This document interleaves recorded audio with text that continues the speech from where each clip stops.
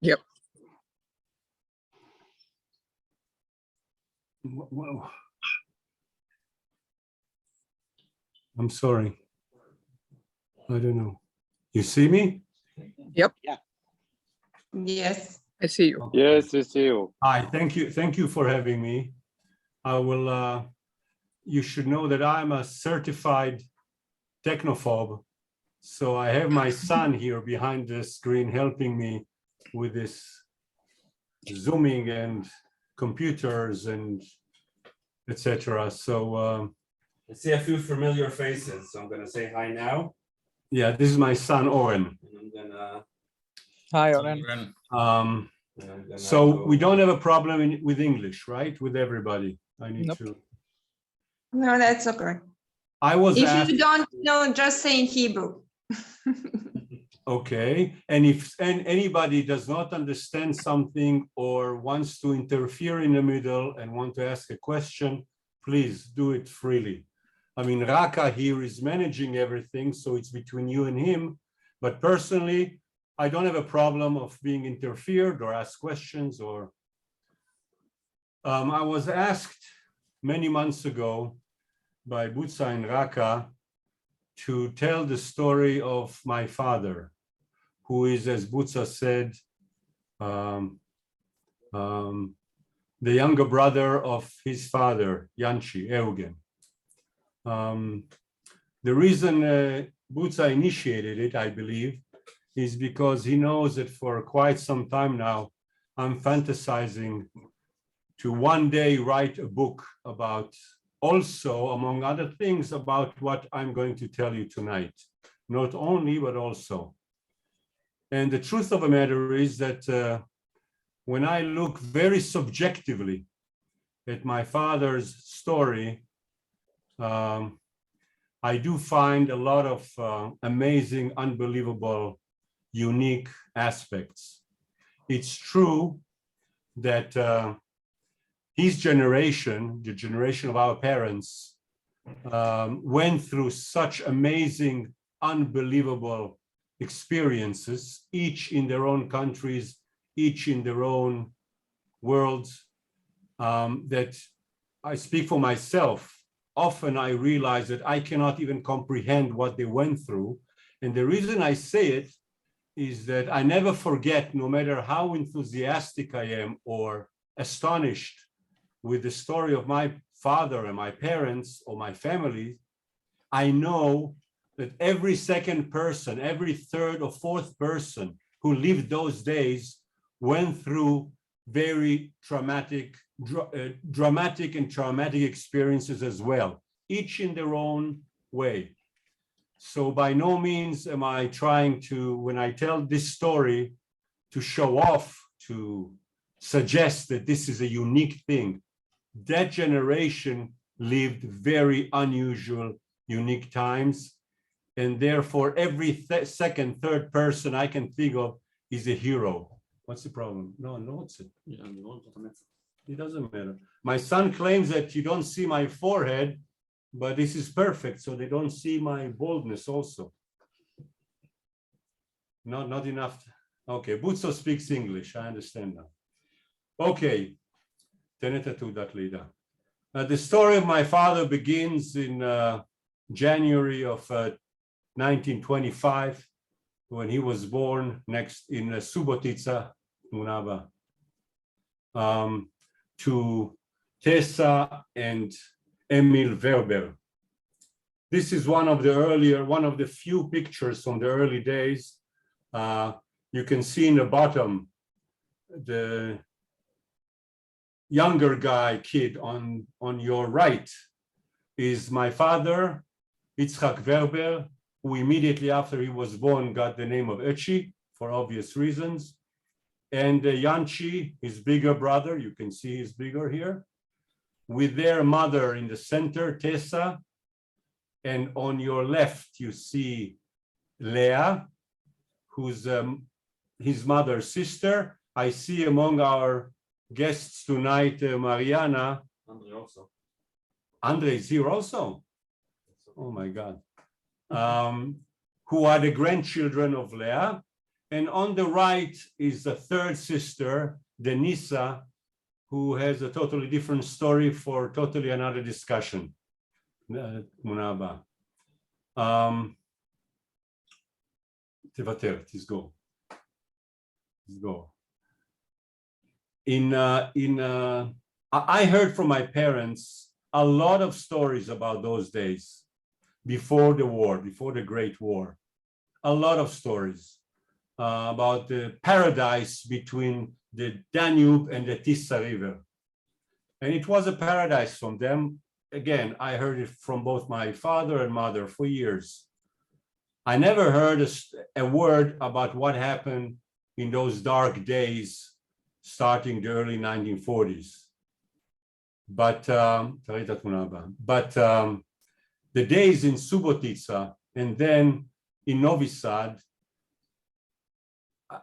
sometimes I feel that I lived those years. I have so many memories from scenes and places and events that I never took part of, but just, scientists have a very fascinating explanation to these phenomena. I'm not interested in the scientific aspects, but the fact is that when I, for the first time, went to these territories with my father some 10, 15 years ago, to Novi Sad, Subotica, and everything in between, some of the scenes where the places were so familiar to me, even though I was never there. In 1934 or 5, I'm not sure, my father's family moves to Novi Sad. Here you see one of the classrooms. You see my father in the yellow on the steps of the Novi Sad synagogue, I think from the side, but it's not that important. My father was My father was very active in Beitar, one of the 3 Zionist youth movements that existed in that city at the time. HaShomer HaTzair was the biggest. Beitar was the second, and I think there was a blue-white, which was the smallest party. My father was very active in Beitar. You can see a few pictures. Already at that age, he was characterized by his ability to mingle among the older people in the group. He always went socialized with the older group. In the youth movements in school, you can see here Beitar summer camp near Novi Sad in 1940 or 1938 or 39. You can see him on the yellow. He's the youngest among these people. This is a characterization which helps him a lot later on, and soon you'll understand why I'm emphasizing that.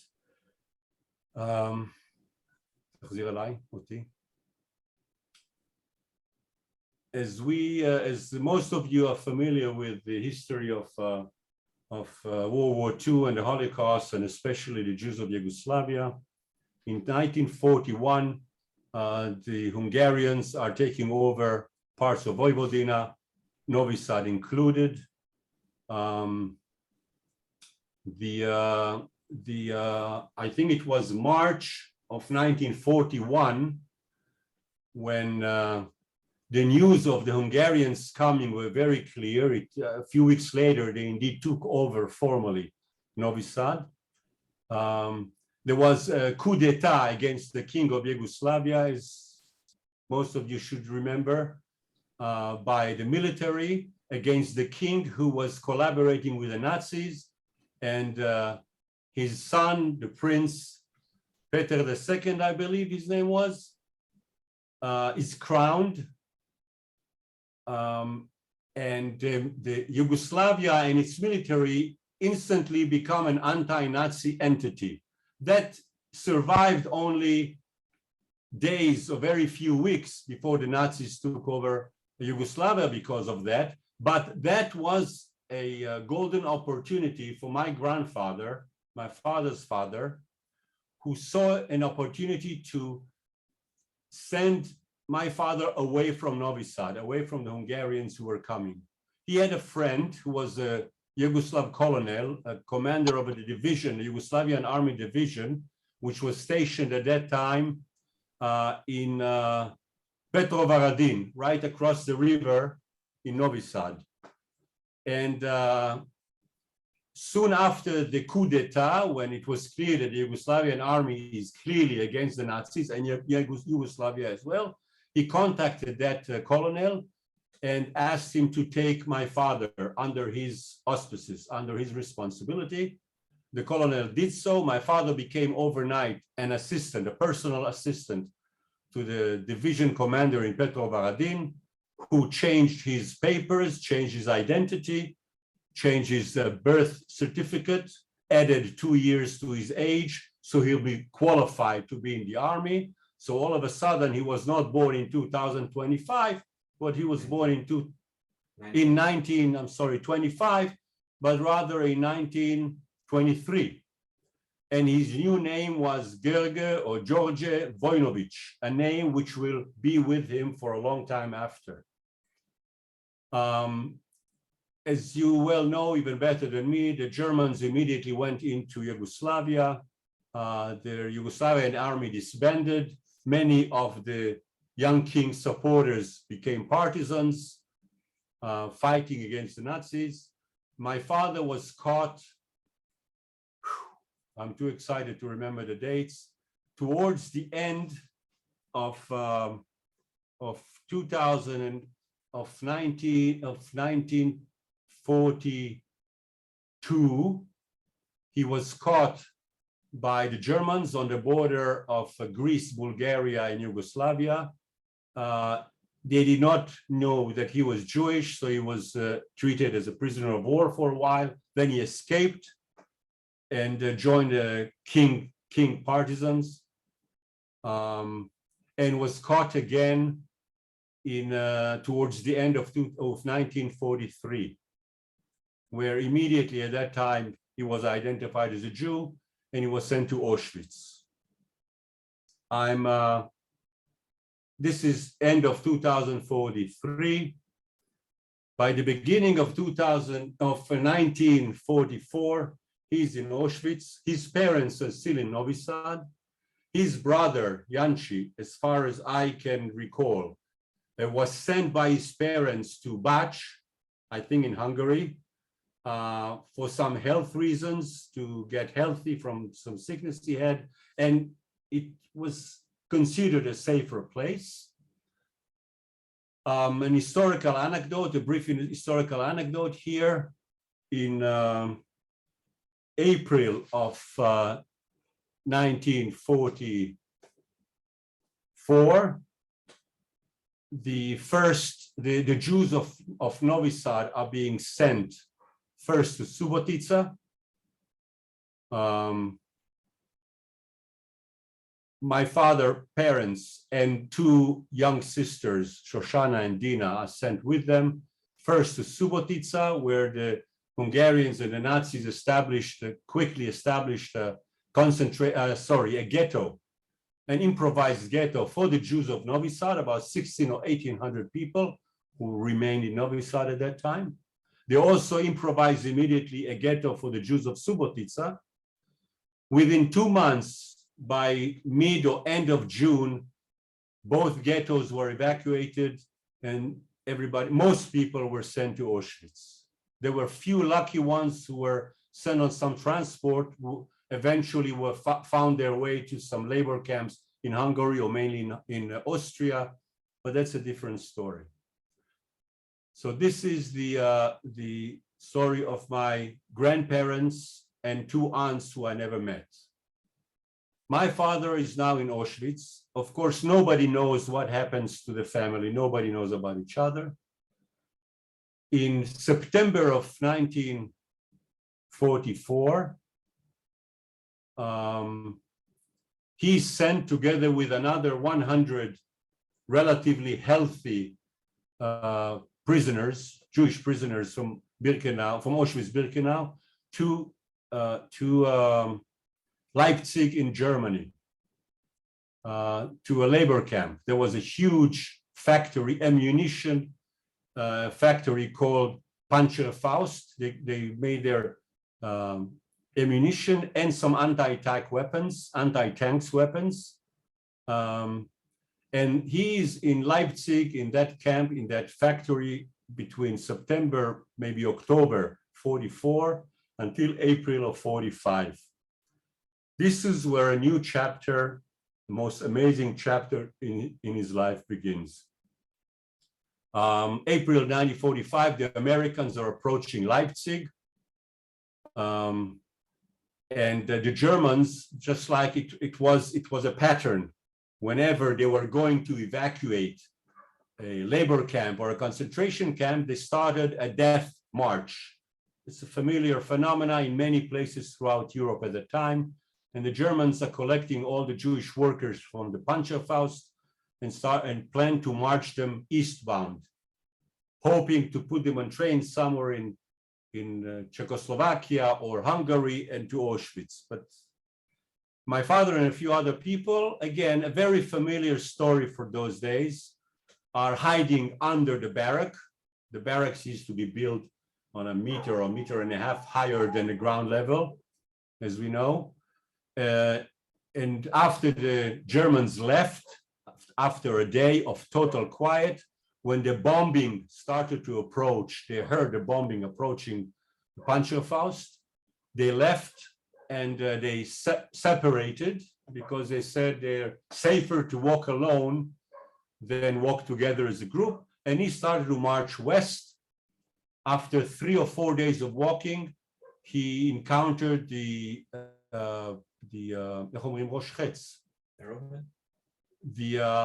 advanced team of the American force, which were heading towards Leipzig.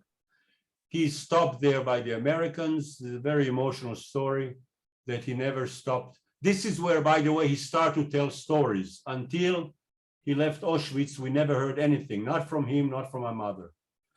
And he stopped by the Americans who asked him who he is. He says in his broken English at the time, but perfect German, because he spent too many long period of time with the Germans, that he's a Jew who just escaped. They did not believe him. They called a Jewish captain who was in that troop, who started to speak to him, even in Yiddish, asked him to give the Kiddush. He said the Kiddush, asked him to take off his pants to see that he had a Brit Milah.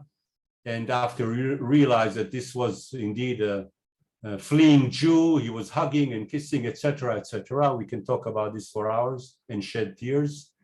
The commander of that platoon liked my father very much and asked him if he can help them navigate on the way to Leipzig to Panzerfaust, because Panzerfaust happened to be the first target before they approached the actual city, which he agreed. And from that moment, for a few days, he's with that military unit. They arrived to Panzerfaust, which was empty, and then he stayed there with a few soldiers, and then the rest of the troop went to Leipzig. This was actually, historically speaking, I found that out only a few years ago, the last battle of American forces in World War II in Europe, the conquering of Leipzig. The Soviets are not there yet. Leipzig becomes under Soviet territory only later in July, when the great powers divided Europe, but we are still in April. And from that moment and on, he becomes the best buddy with some American officers, and he starts wandering around Leipzig and the territory and the area. He gets a Jeep occasionally or a motorcycle from them to go for a few hours. And this is for the first time where he encounters this phenomena of Jews walking on their own from nowhere to nowhere, either long lines of Jews or individual Jews or small families walking from the east general direction to the south and to the west, because they heard the rumor that on the Mediterranean shores, the boats of the Haganah are waiting to take the Jews to Eretz Israel. It sounds a fiction, but this is exactly how it happened. Yes, Butza, I was expecting. What? Palestine. Sorry? Palestine. Palestine. Yes, Palestine. Correct. Yes, Muna? So as he and some of his friends whom I met years later when I was a grown-up, who got together in the Leipzig area. And again, we are talking about April, May, June. Only in July, the Soviets, the Russians are getting the territory under their control. So the Americans are still in control. And they enjoy the support and the help, informal help of the local American commanders. And they start to look for Jews, find empty homes, which were evacuated by the Germans who ran away from the Americans, put these Jews in these homes and start to plan convoys with American trucks that either were stolen or given or borrowed. And they improvise an operation which later on historically is recognized as Habricha, the escape from Europe, or Hamosad le'aliyah bet in Hebrew, but I don't want to bore you. The amazing thing is that stories like this happen simultaneously in Poland, in Romania, in Hungary. Again, Europe was not divided yet. We're talking about the first 2-3 months after the war.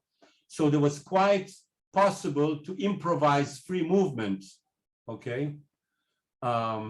In Czechoslovakia, in Germany, in Austria, all over Europe, such phenomena erupted overnight, simultaneously, spontaneously, no organization, no central command, nothing. And they started to approach the Mediterranean seashores. It was known to them already by then.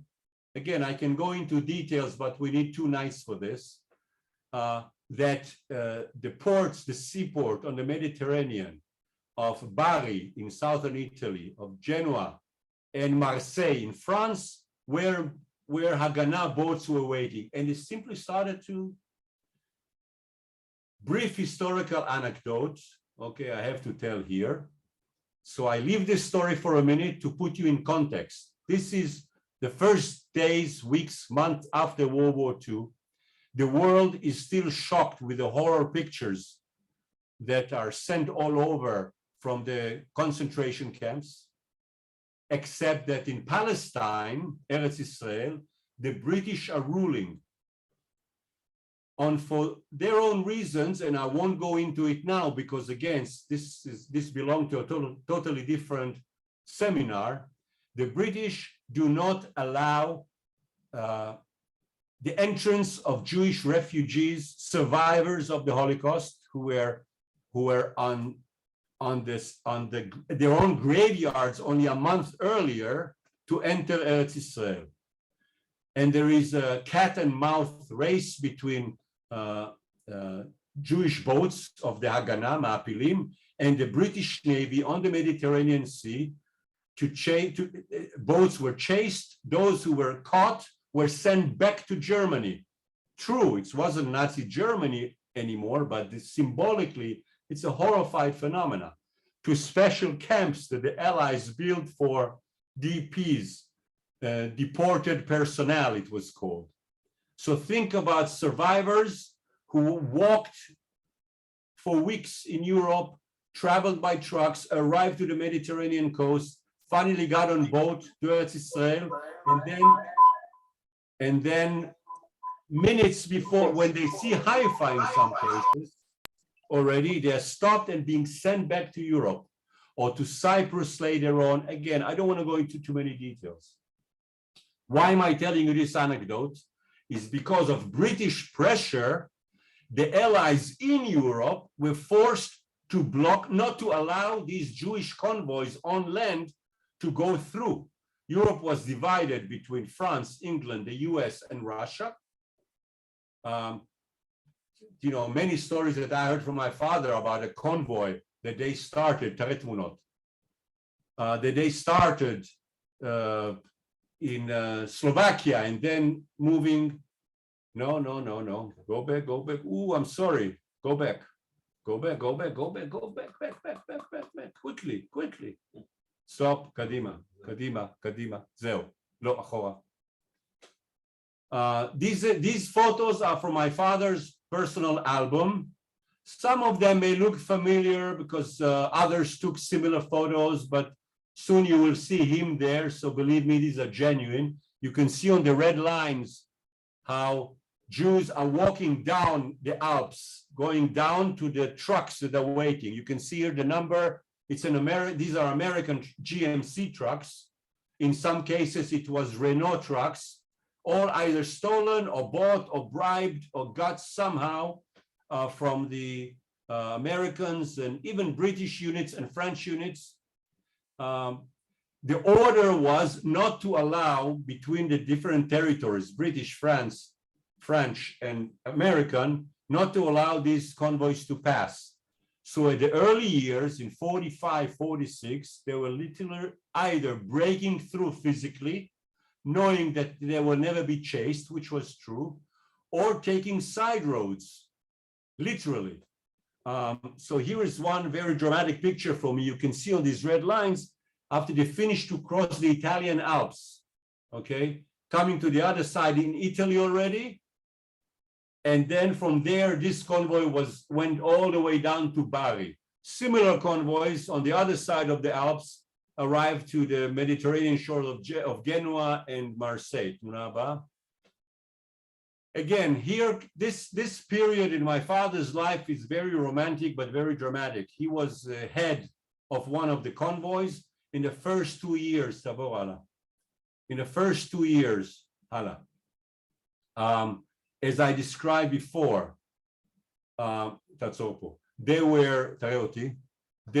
was a totally improvised operation, but already by the end of 46, the messengers or the commanders or the big new bosses from Eretz Israel, from Palestine arrived, from the Jewish Agency, from the Haganah, to take over the operation and make it more efficient.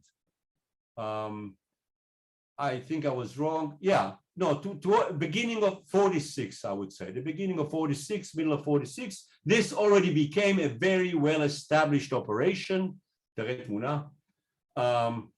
the Haganah involved, with the Jewish Agency involved, with a lot of money and political influence of the Joint from America, the American Joint Distribution Committee. It's a Jewish organization which was established a few years earlier to help Jewish poor and refugees all over the world. They played a major role in the Bricha. Here you see a photo. They get off the trucks. They're not getting on these trains. This has very bad associations, these freight trains on the right. But this is the port of Marseille, just one of many photos. This is already, you see my father in the middle with American uniforms, which he got / stole early in April of 45, when he first encountered the Americans in Leipzig. They gave it to him, actually, and they even gave him some papers, fake papers, as George Voinovich, a lieutenant in the US Army in charge on displaced personnel, blah, blah, blah. He used these papers and these uniforms many times as leader of convoys to go through military checkpoints and so on and so forth. But you can see slowly the well-dressed Jewish leaders who are already involved in the Bricha. This is where this whole operation in 46, 47 becomes a very well-established very well-established. Allah. Go. Okay. Yeah, this is a very romantic photo. Actually, it belongs to later. תחזור אחורה. תחזיר אותי לתמונה.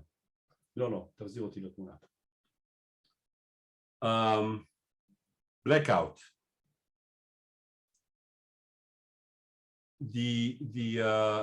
Actually, you know what? It's getting too long. I don't want to bore you, but there is a famous book written by Meyer Levine, an American journalist who escorted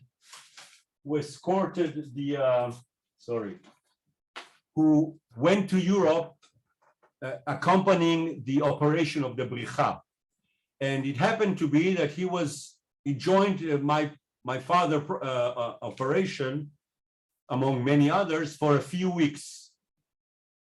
Actually, there's beautiful text that he talks about my father in the book, but I don't want to read it to you now because it's getting too long. If you insist later, I can do it. he speaks about Itzhak the Yugoslav and Itzhak the Wild and things he saw him do while leading the convoys, walking through the Alps, or going fist fight with a British officer in one of the checkpoints, and so on and so forth. A very romantic, very dramatic story. Tavor hala. Really? Hala? Hala?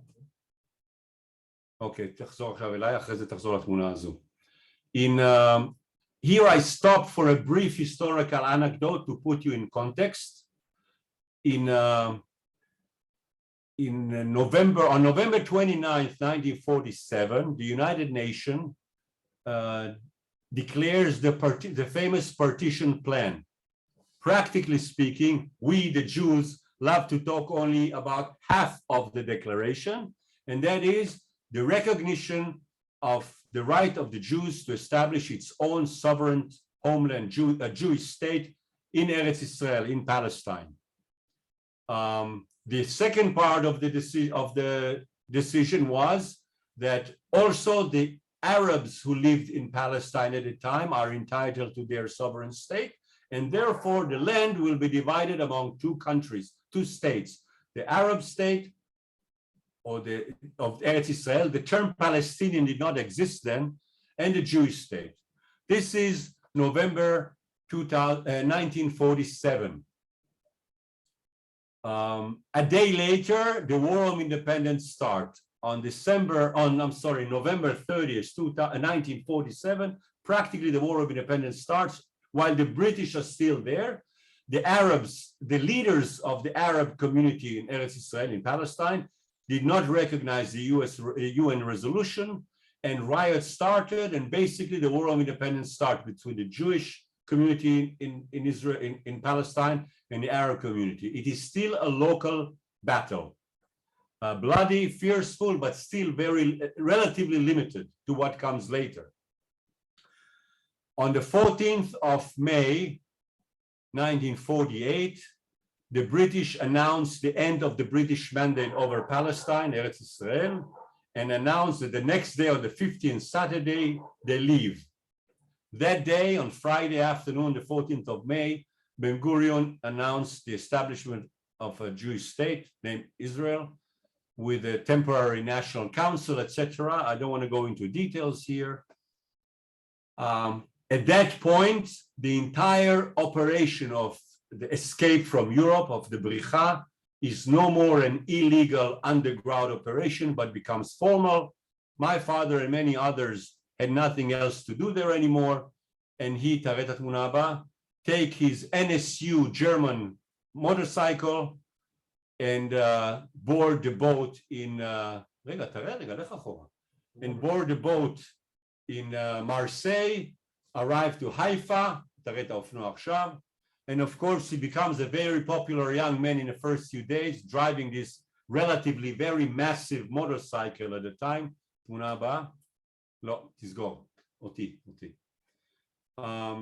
he arrives to Israel, the beginning of April of 47, he immediately looks for a general of the new Israeli army, Shimon Avidan, who was the founder and the first commander of the Givati Brigade, which was established, it's known today also, but it was established during the War of Independence. The reason he looked for Avidan was because Shimon Avidan was one of the Haganah officials who were sent to Europe 3 years earlier, or 2 years earlier, to help the local volunteers with the Bricha operation. And they became very, very friendly. And therefore, coming back to my father arriving to Israel, the first thing he does, he enlists to the army. He tells those who enlist him that he doesn't let them send him wherever they want. He's going to look for Shimon Avidan. They thought he was crazy. They didn't allow him, but he did that with his motorcycle. He meets Shimon Avidan and Givati Brigade near Kibbutz Ramat HaKovesh, somewhere near Kfar Saba today. They join his forces, and then they go down to the south. Basically, the Givati Brigade spent most of its time during War of Independence fighting the Egyptians in the south. Coming back to no, I'm sorry.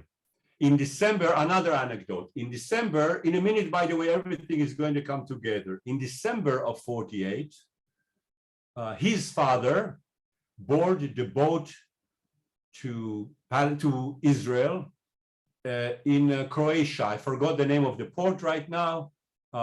On the boat named Kefalos. The Jews of Novi Sad, the Jews of Novi Sad, those who chose to go to Israel, were given an opportunity by the new rulers of Yugoslavia, by the leaders of Yugoslavia. I believe it was Tito already, yes, of course, sorry. And he boards in end of November, I'm sorry, the end of October from Croatia somewhere. I remember the name of the port in a minute. He boards the boat to Israel. My father knows nothing about it. The last time my father saw his father and his mother and his two younger sisters was in April of 1941. He didn't know what happened to them. On that boat also, a childhood friend of my father, תראה את התמונה עם הקבוצה של הבנות, תמצא אותה, לבית כנסת, כן. לא, אל תראה להם את זה. אל תראה להם את זה, תמצא אותה. בגלל שסבתא. On that boat, also a childhood friend, Beba Ungvar, כן. You can see her here in a photo from the famous Subotica synagogue. Those of you who know the Subotica synagogue can identify the door. This is not the main door. This is the door on the left side of the synagogue. This beautiful girlfriend is circled with blue. Her name is Beba Ungvar, תחזור אליי. She's on that boat too with many Jews of Novi Sad, knowing Emil Baci from childhood. They were neighbors. He was very sick already. Only then she found out that he was alive, only on the way from Novi Sad to Croatia, to the port. And then he was very sick already. She took care of him during the voyage. They arrived to Israel in December of 48 and sent to Be'er Yaakov, Olim camp, immigrants camp, which was a temporary place. They stayed there for a few weeks. At that time, my father, civil residence, not in the army, was in Jebelia, in the old Jaffa, where the Jewish agency gave it as places to live for Jews who arrived from all over. Jebelia was part of the Arab Jaffa, which was evacuated by the Arabs, or either they were kicked away or run away. We will discuss it later. Empty homes right on the water. This was my father's place when he came back for weekends from the military, from the war. The point is that this was a community of people, young people from Yugoslavia, Bulgaria, and I think a few Hungarians. So they all spoke a similar language and had many of them similar past. So it became a very solid, cohesive group, socially speaking. The rumor of the arrival of the Kefalos from Novi Sad reached that community, and he heard it. And he went with his motorcycle, dressed with a uniform of a military captain, to Be'er Yaakov immigrant camp, and there he finds his father. The port name was Bakar. Kefalos went from Yes, Bakar. thank you very much. Correct. Thank you. Who? I don't see who made this contribution. Raka, thank you. And he finds his father there, and next to his father, his childhood friend, Beba Ungvar. And he immediately takes both of them to Jebelia, to Old Jaffa, to live with this community of usually mainly younger people in their 20s and 30s, who continue to live there for almost a year and a half after. Years later, when I was already grown up, my mother used to claim that the happiest period of her life was in that year and a half in Old Jaffa, right by the beach. תראה תמונות. חבל, מהר. I'm sorry. My son fell asleep. No, I'm joking. These were, as I said before, you can see my father and his future wife, Beba Unva, who later became my mother also. These were, as you can see, people in their,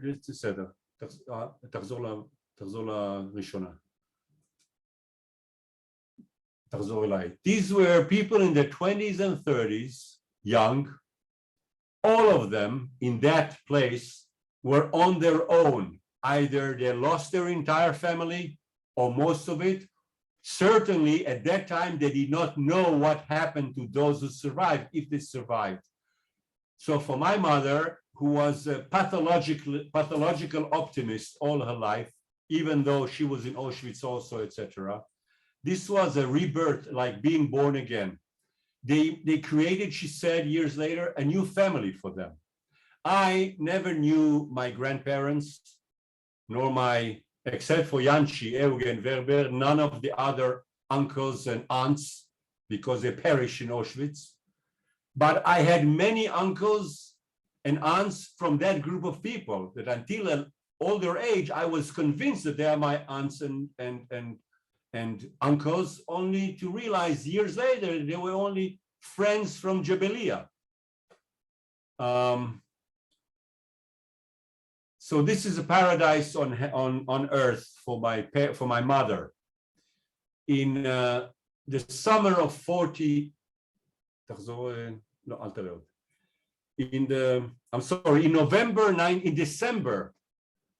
January 1949, the War of Independence is over. A few weeks after, my mother and my grandfather arrived with the Kefalos. January 1949, the war is over, but maybe even end of December 48.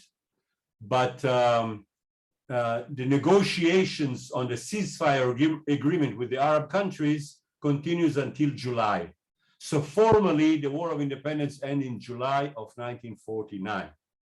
Soon after that happens, my father was called by his former colleagues or commanders or bosses from the Escape from Europe operation, and he was asked to go to Aden in Yemen.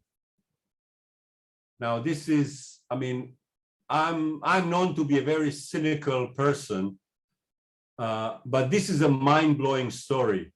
Here is a guy from Subotica who found his way to the Yugoslav army, and then to the partisans of the king, and then to Auschwitz, and then was one of the leading people of the Bricha in Europe, and then fighting a war of independence, and then found his father and found his childhood girl and married, I'm sorry, he didn't marry it.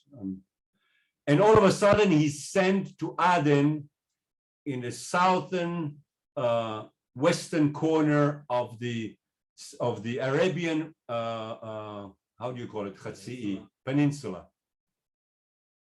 Parentheses, historical anecdote, the British Empire at that time controlled India. They left India in 47. Parts of the Middle East, which included Israel, Jordan, Saudi Arabia, Yemen, etc., etc.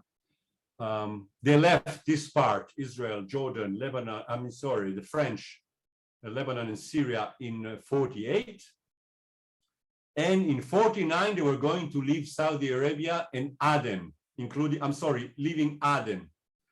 The Israeli government, it was clear for them and for the Jewish Agency and for the Joint that the moment the British leave Aden, the quite large Yemenite Jewish community will be slaughtered by the local tribes, for whether it's for anti-Semitic reason or just because they were robbers and they would want to steal their homes and whatever. These were very poor Jews to begin with, but it was clear that if the Jews of Yemen are not evacuated before the last British soldier leaves Aden,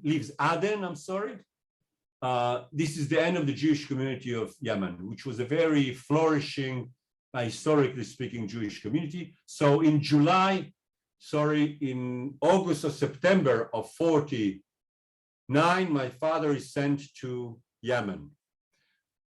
The operation in Yemen started many months before. I think at the end of 48 already.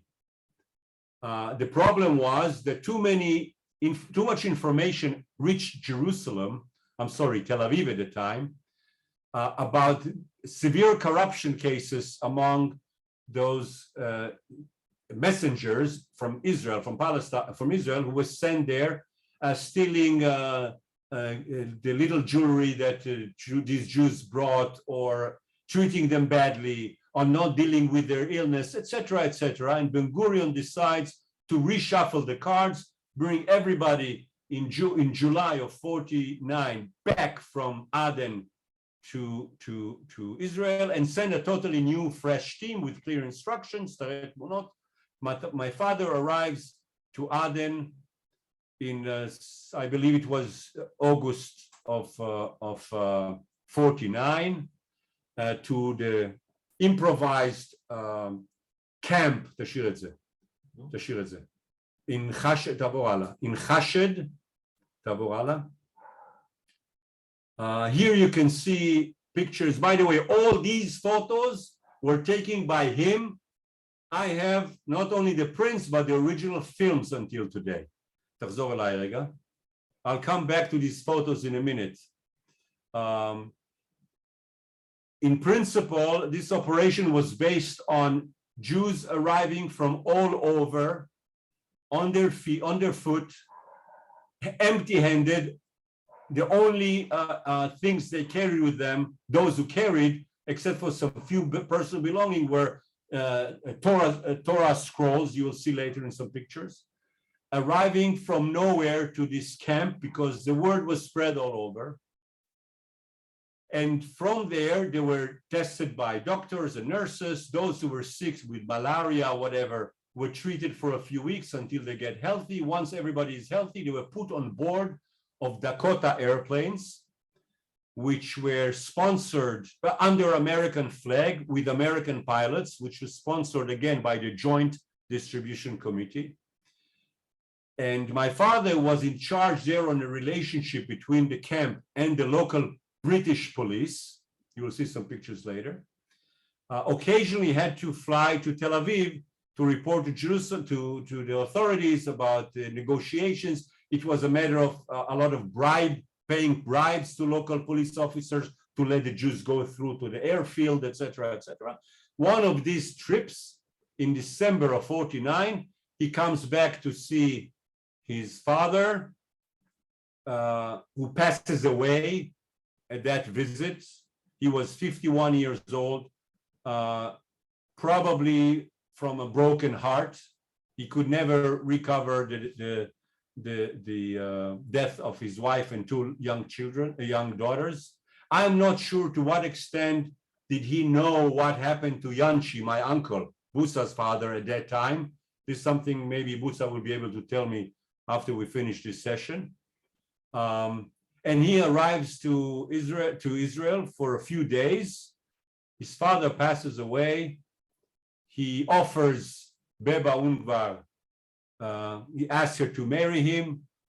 She says yes. He says, one condition, we marry tomorrow night or in 2 days. The next morning you come with me back to Aden, which he joyfully, what? So they get married on December, I'm sorry, I don't remember the day, of 1949 in Tel Aviv, on the beach, Tavor Allah. And the next day or 2 days later, my father likes to say the next day, but Tavor Allah, a few days later, they arrive back to Chashed together this time. Here you can see some, you see this is the, this is the American Joint Distribution Committee. That's the famous joint. It's called the joint, which really was officially in charge on that camp. There were no traces for the official State of Israel presence because of geopolitical reasons. The second most beautiful period of the third most beautiful period of my mother's life, as she always said, was this year and a half that they lived here in Aden. You can see my father with the beard in the center. I don't see my mother here. That's the staff with the staff with some of the Jewish refugees before they board the plane. Toda, taborala. My father, everybody from Israel there held various positions. Here you can see in the improvised lab, they're checking malaria, etc., etc. Taborala. That's my father with a beard. This is a typical photo because his main job was to deal with the local police, bribes, whiskey, duty-free, you name it. So they turned their head to the side whenever the airplane had to lift off the airfield, the improvised airfield, Taborala, in the middle of the desert. Hala. That's a beautiful woman, is my wife, my mother. It's somewhere in 1950 in Khashed, in Yemen. Hala. Hala. A beautiful set of pictures. As I told you, I have the original films of all this. On the left, you see an old Jewish couple, the way they arrive to the camp from nowhere, just walking in the desert for weeks and months sometimes. On the right, you see what happens after a few days, after they got the first shower, after they were treated, checked, etc., got decent clothing, and so on and so forth. Hala. Hala.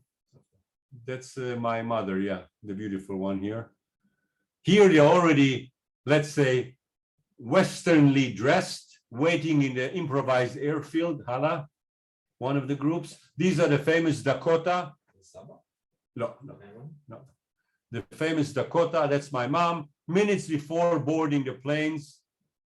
This took place for a year and a half intensively, constantly. The entire Jewish community of Yemen, I think 70,000 people at the time, at that wave, were saved through this operation. Hala.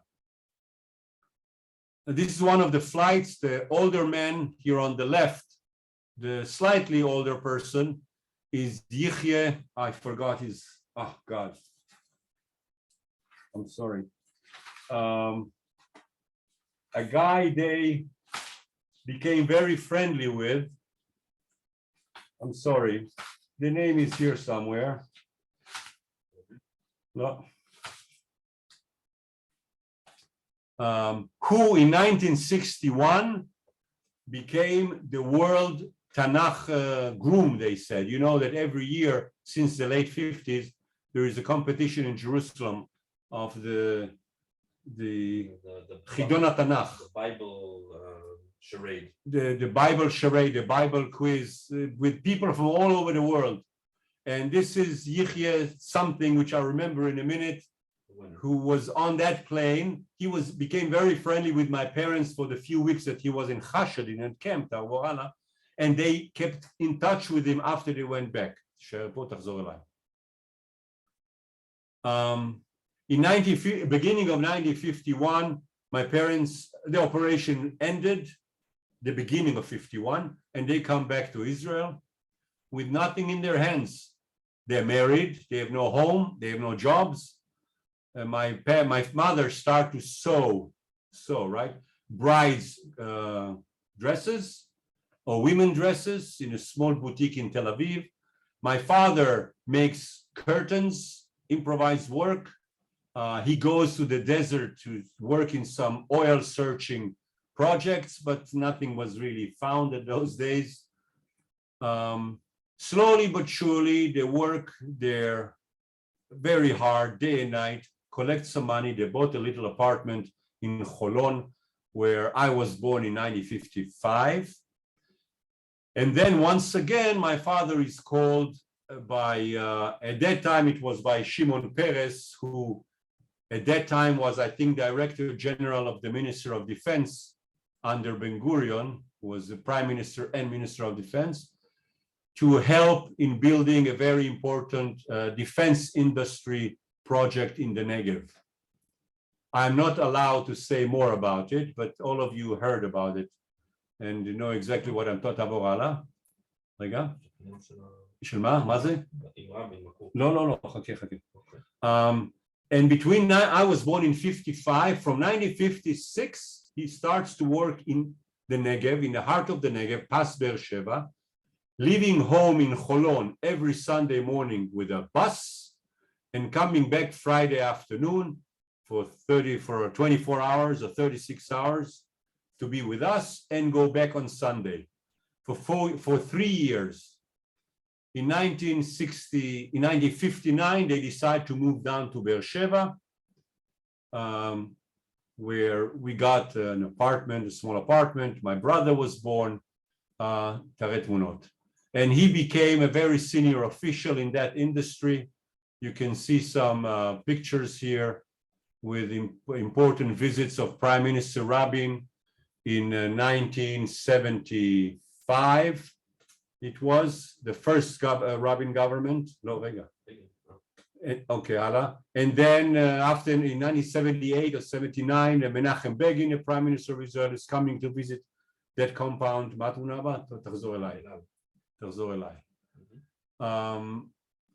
He worked there for almost 40 years.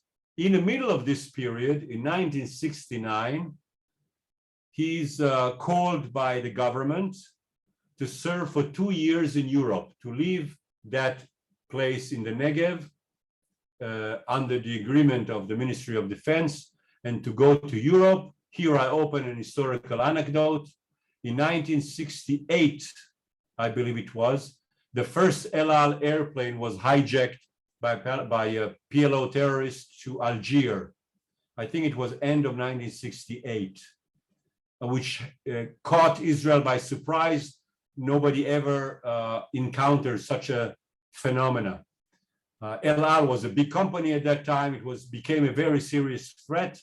In 1969, he was sent to Europe again. He was basically stationed in 3 major cities, Paris, Geneva, and Rome. And he was traveling throughout Europe for 2 years to establish the first security system of El Al in the airports in Europe, all over Europe, which was at that time, which was at that time, he was of course on the cover of an El Al staff, a local station manager. He never had anything to do with airplanes and passenger handling, etc. But that was his cover. This was his cover. We joined him. Our base was in Rome. I was privileged to live for almost 1.5 years in Rome as a teenager, which was a great experience.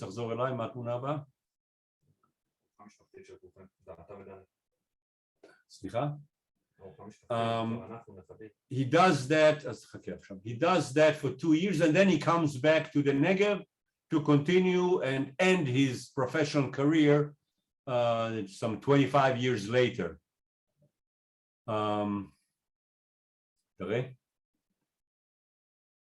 I'm coming to the end of this part of the presentation. Throughout these years, needless to say, even Yugoslavia is still under Tito. Jews who wanted to visit Israel from Yugoslavia were allowed. You know it better than me. Here we see on the left my uncle Eugen, Moshe Yanchi Werber. You see Nata, Butza's mother at the other side, and the rest of us. That's my aunt. Yeah, that's my father. That's me, my younger brother, and my mother. Yanchi and Nata visited it many times, even Butza, actually. I'm sorry, Butza, I forgot. Many times. Of course, this is not a typical picture of Yanchi, of Eugen, who was, as you know, probably better than me, a very distinguished scholar, author, playwriter in Yugoslavia at that time. So the public in Yugoslavia is probably used to see him properly dressed in proper places. This is an intimate family lunch or dinner in Beersheba. This is a typical picture of our gatherings in the many visits that they came to Israel during those years, many visits, including Butza. תעבור הלאה, מה זה? תראה אותי.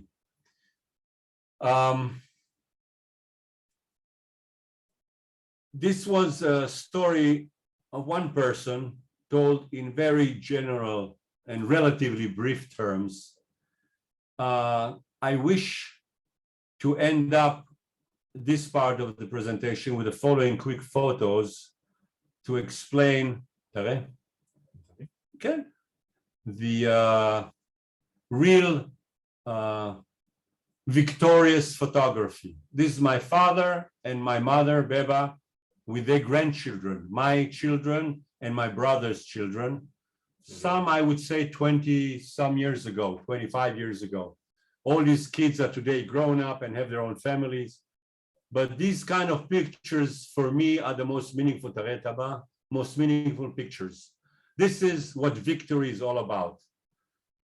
Also, if you remember the story of the three sisters in Subotica, where my father and his older brother sitting underneath them, one of them was my grandmother, Tessa, the other one was Leah, whose daughter is Mira, and her husband, Pal, Dr. Pal.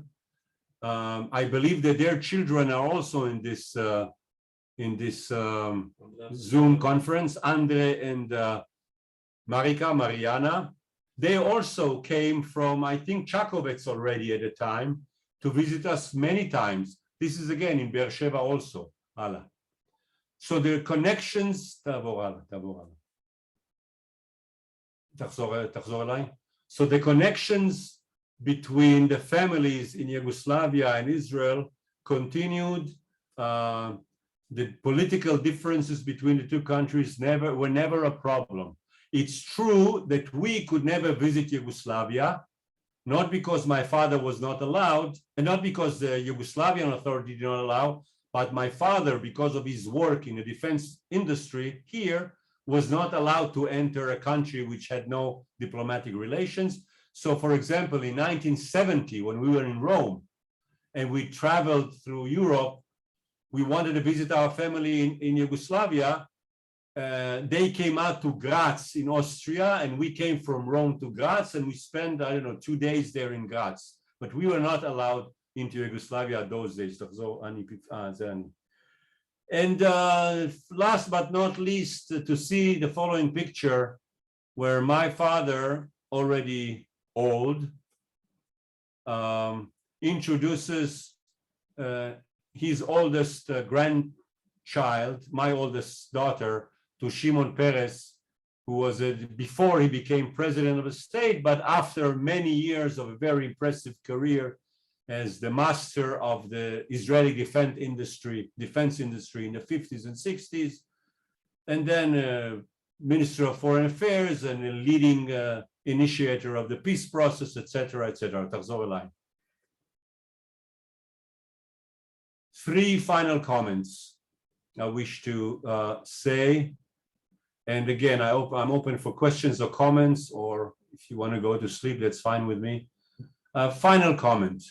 To make this story, and again, I'm very humbly and very cautiously telling this personal story of my father or my parents, because I do not feel comfortable about it.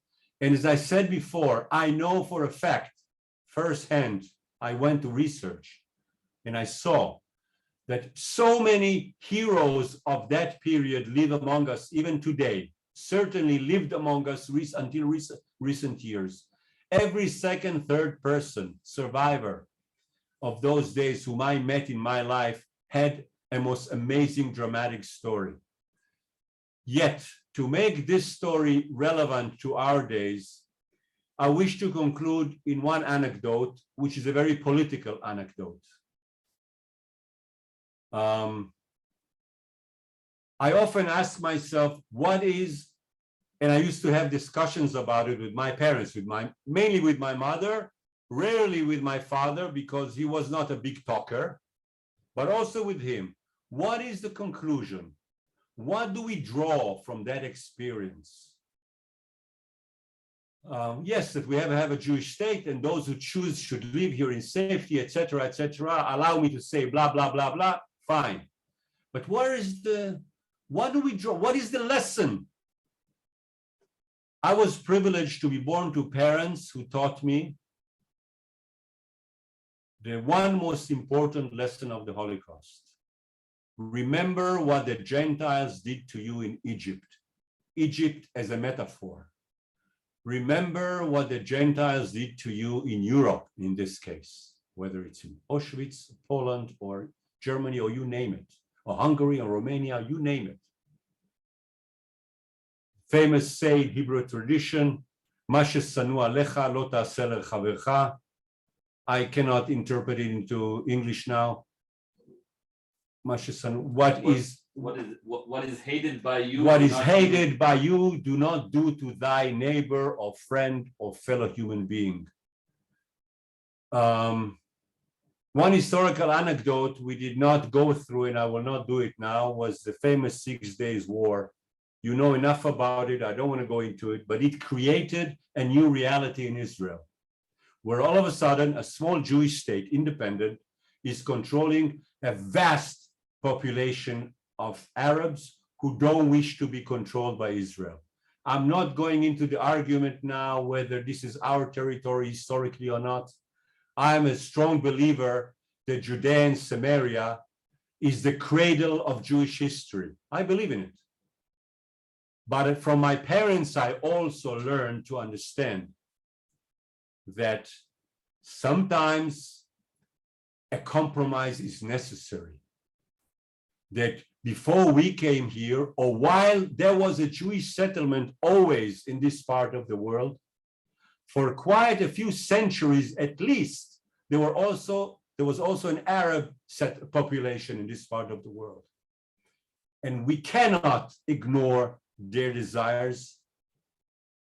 And I put ideology aside, even for practical matters. When we see the numbers, even today between the sea and the Jordan, we are 50-50, including Gaza and the West Bank, Judea and Samaria, Jews and Arabs. From my parents, I've learned that when you are strong and winning, you should have the grace of the victor. My father always stressed, I'm not for a two-state solution tomorrow because right now we have a problem and there is nobody to talk to on the other side, etc., etc. But, and by the way, myself, I'm not saying that we should leave Judea and Samaria tomorrow. We cannot. We should not repeat the mistake of Gaza that we left without any agreement, but at least declare that if one day there will be a partner on the other side and there will be a government which is willing, if one day it will happen, Israel should be willing to compromise these two territories under very strict conditions of mutual recognition, of joint projects economically, of complete peace, blah, etc., etc. I don't want to go into it. For my parents, this was one of the two most important lessons of the Holocaust. The second, which my mother especially raised to me as I was a very young boy, treating the poor, treating the elderly, treating the unprivileged, the unlucky ones, treating the misfortunate. She never watched, or at the beginning she watched with anger, and then she stopped watching, for example, the Holocaust Memorial Day ceremony from Yad Vashem. Okay, this is nothing against Yad Vashem. It just so happened that the state of Israel is conducting the annual ceremony in Yad Vashem.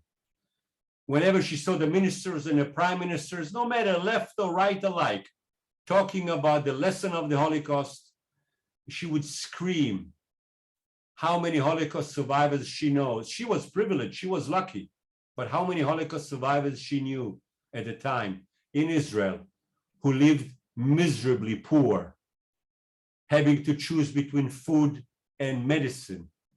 This is true 40 years ago and 30 and 20 and today. And her famous say was, before we preach to the nations, let us first become a proper, just, decent society, treating each other, treating the elderly, treating the poor, etc., treating our neighbors, etc., etc. Now, if you don't stop me now, Raka, I will continue with this until breakfast. So I stop here. I thank you for your time. Well, I see thank you that- for this marvelous presentation. And I open the floor, probably zillion questions from everybody tonight. So go Oh. ahead. I just want to say, first of all, Ron, I'm impressed. By your presentation, and first time I heard something that I never heard about Etchi, Beba, and I can see that you have been a very you prepare for this presentation, because thank you very much for this, because I very, very appreciate. And I just hope that next time when I come to Israel, or you're coming to Belgrade, I will have many questions. Thank you very much. I love you too. Love you. Can This was a I, very tough question. can I say something for the, what is the word, the historical truth? Uh-oh. When you said your father was King Peter's partisan. No, he was not. He was not a partisan. And the reason he I don't survived, hear you. He was what? he was not a partisan because he had a uniform. And with that uniform, he was taken as a prisoner of war, and that's the reason he survived. If he was a partisan, he would have been shot on the spot. So just don't use the word partisan. He was a freedom fighter, king's soldier, or whatever. I'm sorry. Okay. Ron, let me Ron, ask you sorry a to interrupt. Sorry to Wait, let interrupt. me clarify something. Raka's suggestion is absolutely 100% Okay. right. Raka, let me ask you something. Wait, I have a Yes. question. First of all, I learned, Rabbi Akiva learned until the day before he died. So are you saying he was not a soldier in the Yugoslav army but they kept the uniforms as a paramilitary group, or what? Don't call it partisan. No, What was no. it? What was Ron, may I explain to you in private? it? No, I want to ask Raka. Please, let Raka answer. Combine, you said king's partisan. It's a very, very discussion issue in Yugoslavia, in I Serbia, understand. wherever. So I apologize. please, I apologize. no problem. I apologize. I He was wearing the king's army uniform, and he was moving through all Yugoslavia down to the south as a officer of king's army. Partisans in that time were still guerrilla. Yes, but let me ask you, gentlemen, please. I understand Yes. that, but Yugoslavia surrendered to the Nazis already in, what was it? April, 6th That of time. April. Yeah.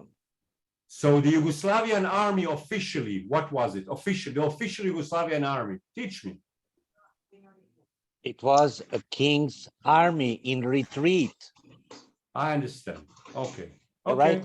Okay, good. And Raka exactly Thank you. recognized the meaning. I never you. told him that. Thank you. So anyway, Okay. that was Let me just nice- tell you, nice Andre suggestion. and Andre, Butza's son, who lives in Tel Aviv, can testify that when the Americans bombed Belgrade in 1992, was it? 99. 1999, my father was among those who went to demonstrate in front of the American embassy with his Yugoslavian army hat, which he kept since then. All of King us army. were standing there. I was there. I was there as well. I'm And I sorry, have a you're picture. right, you're right, Yes. you're right. And I He have a You had- have picture. the he King's had the army hat hat on him. with a star, red star. No, and the King's No. army hat. King's Army with a He- double head King's eagle. army had and the red. Please, Oh. guys, I know. I he- have the hat here, I can bring it. All right. Anyway, all right. thank you for your comments, Raka. It was amazing. Thank you. And there is a lot of material that we need to discover and figure out because he was very silent. He never thought about his youth and what he passed. What you mentioned when he met the Americans first time, it's very similar what happened to his brother, my father, Zichron Livraha. Very similar when he escaped Hungarian labor camp and he ran to the Russians. They catch him and he said, I'm a Jewish. And they said, okay, very nice. But they were afraid of the spies who were German spies who were trying to involve and sneak into the army. So they said, okay, put the pants down. And then came one Jewish guy from the Russian army and told him, tell me, pray for the Kiddush. Kiddush or pray for a evening or for a meal or whatever. And when because he during the summer went to shul, so he knew it. If he didn't know that, straight away to the wall and bang. So that was amazing, yes. And another thing, when my father several times came at the beginning, late 50s, and to Israel. So when he came back, in that time in Yugoslavia, you had to go to the police and to report if you were outside of Yugoslavia, where you have been, whom you met, and everything. That day or the day tomorrow morning.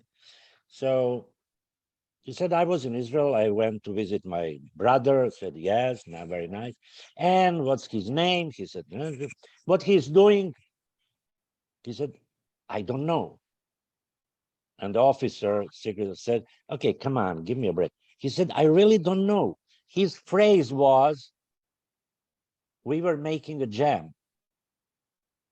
Jelly, fruit jelly, jam making business. And he told me several times about the business that you didn't want to mention. And the guys from the police in Yugoslavia said, okay, no problem. We know what he is doing. Sharon, I have a question. Actually, do you remember the year when Etchi and Yamchi met for the first time after the war? Since you mentioned that Etchi actually didn't know anything about his family until 47, and when Yamchi came back from the labor camp, as far as I know, and what Etchi told me and what Yamchi told me, they did. I mean, actually, they didn't know it for each other for a couple of years. Do you know maybe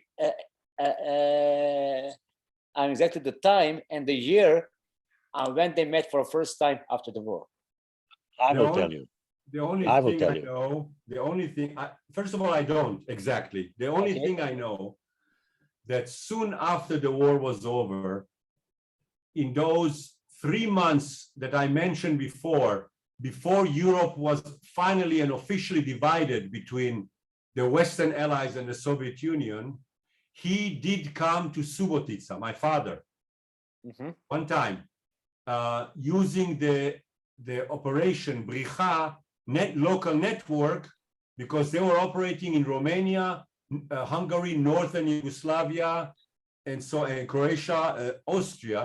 So he used the local connections and undercover. He arrived to Subotica. I heard from him that he met Leah on that Yes. short visit, very briefly, late night. I remember he told me she wrapped some food for him, gave him some money, and said, please, you have to, let's talk all night, but you have to leave as soon as possible, because if they catch you, blah, blah, etc., etc. So I guess they spent the night, or I don't know, half a day, a few hours. And she gave him some money to, if in case he needs it, some food, and he went away back. From her, he was not able to hear what happened to whom. She only told him that his parents did not come back. Now, his father arrived back to Subotica or to Novi Sad, I'm not sure, to Novi Sad probably, only a few months later, because from Auschwitz he was sent to Bergen-Belsen, where there were, and it took a few, 2 or 3 months until he arrived home. So when my father visited Subotica and met Leah, his father was not back yet, and nobody knew what happened to them. But regarding Yanchi, this is something we have to find out. I don't know. We should call them and talk about it. And just another question I have on what Edge told me in 1992. I think it was actually Pesach in Ramat Gan. I think give a time when he moved to give a time with Beba, that the last time when he met his family, everybody on the same table, it was in Novi Sad.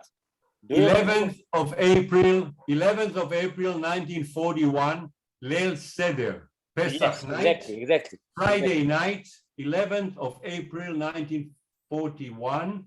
He was already a few weeks with that Yugoslavian army colonel in Petrovaradin. Yes. The fascists in Novi Sad were already pretty violent, and he one night for Leil Seder sneaked in to his family. This was the last time he saw his mother and 2 sisters. He met their Yanchi and his father. He came for a few minutes. It was only the first dish of the Seder, the soup on the table, and he ate with them, and then he said goodbye and had to run back. And the amazing thing is that I never heard this story I heard until the first time we came to Leil Seder in Beersheba to my parents with my grandchildren, with my children. I'm sorry. It was Amit and Owen were already. Owen was a baby. Amit was 4-year-old. Elad was not born yet. And for the first time around the Seder table, he told the last Seder with his parents, the story.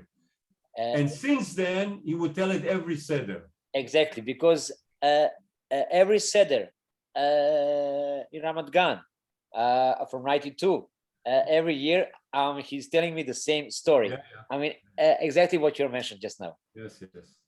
April 11, 1941. Thank you. On this odyssey from Africa, is this what they call magic carpet? Yeah, not Africa. It's Yemen. It's already part of Asia. Yes, it has 2 names: magic carpet or Al-Kanfen Sharim, on eagle wings. But it's more known as the magic carpet operation. Yes, 48, 49, 50. Something like this. Yeah. Raka, you Googling me on me now.